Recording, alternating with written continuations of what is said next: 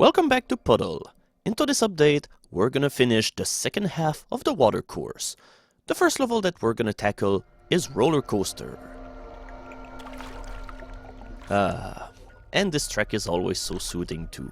I always like this song, mainly because you're hearing it into a level where you don't have any kind of danger, and finally you're pulling off 6 stunts like this one. As always, even though you're inanimate, you have the power to do many powerful things.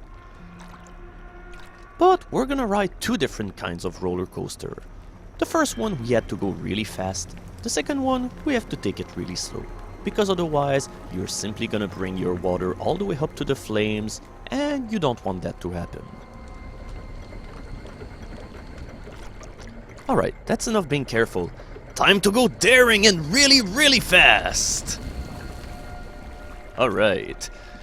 Okay, I mean fast as far as the standards of this game go, because as you might have noticed already, the speed of the liquid and all of this is rather slow compared to what you normally see it happening in all of this, but you'll be really lucky that things are going at this speed, because later on you're gonna need things to be really slow in order for you to cope with the mini devices that you'll have to deal with in the later worlds of the game. Just take it really slow, don't tilt your screen too much when you get into this one area, because otherwise you're gonna lose track of your liquid. Whenever you see red liquid into the little gauge on the upper left, this means that there's some liquid which is off the screen, and essentially if your liquid is off screen for too long, it will sizzle out of existence.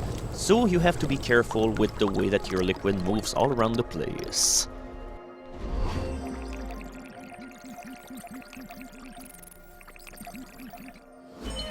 This level was such a roller coaster that we couldn't strive for perfection. But we'll have to do this in another video. After this video, I'll be doing a run of the extreme difficulty where I'll get the gold medal on every single level of the world. I'm just gonna do it aside mainly in order to not plug up the video with too much unnecessary sidetracking, in order to keep the videos fairly short. See, this is why I really don't like the first episode all that well compared to the later levels that we'll see in the game. I mean, we already saw this one puzzle where you have to guide some liquid into a box filled with fire everywhere, and we did that at the end of the previous level. I mean, one of the greatest strengths of this game is its variety, but the first world unfortunately doesn't show this variety all that well. But bear with it, once we'll be past this episode, things will pick up a whole lot. At least the final stretch of this level is pretty neat, because you have to do some pretty careful guiding here. You can even go full speed here if you want, but you pretty much have to tilt your screen left in order to make it so that you launch your liquid vertically. Otherwise, you're simply gonna bring your liquid head first into the fire. Okay, we only have one level left to go into this episode, and we can be sure that it'll go out with a bang. And I mean literally. Oh, and by the way, PV equal nRT is a common form of an equation that you're using for the ideal gas law. The pressure and the volume of the gas is equal to the amount of substance of gas, also known as the number of moles.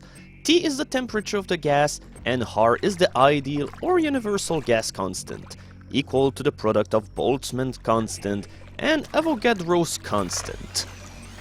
And now, let's go for things that you won't need Wikipedia in order to tell beforehand.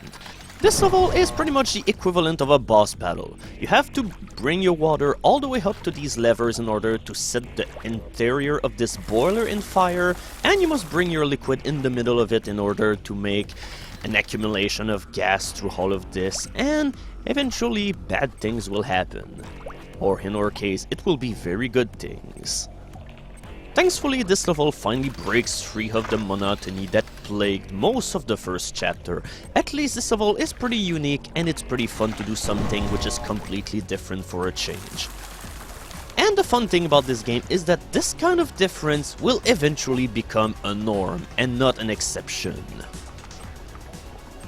Also, I really like how come the music gets more upbeat and sounds more epic as you're currently setting the interior of the boiler in fire, and then it becomes a little bit quieter as you're trying to set it on fire again.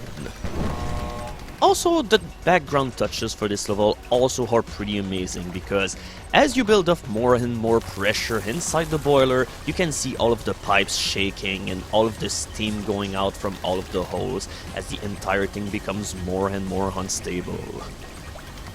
The first time that you'll be going through this boss fight, it will be a pretty slow and methodical boss, where you're pretty much just gonna build the pressure slowly but surely. And yeah, by the way, the numbers down here is not a mean of decoration. You have 5 minutes before you beat this stage. If the timer reaches 0, well, unfortunately nothing interesting happens. All that happens is you have a screen saying, you lose.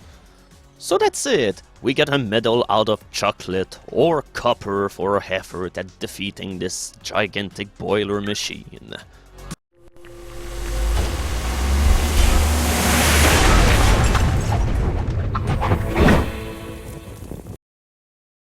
And we're done with the Watercourse. At least the main run of it. Right now, we're gonna look at the extreme difficulty differences in the levels that we've just played. Roller Coaster really isn't that different on extreme difficulty. You still have to deal with the added touchy fire detection with the water, but other than that, the level is essentially the same and there's no big changes. Remember how come your water evaporates much more quicker on extreme difficulty? Well, if you remember, there's an area in this level which makes this thing go into action.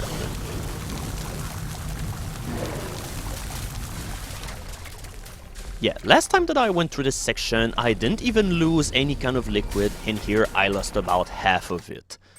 The last level of the episode is pretty much unchanged. There's only one modification, and it's the fact that you have 3 minutes to finish the level instead of 5. But gameplay-wise, there's absolutely nothing which has changed.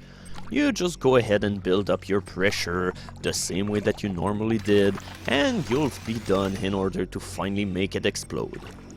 And that'll be it for this episode, at least for the normal side of the episode. Stay tuned in order to see the gold medal run of this chapter on extreme difficulty.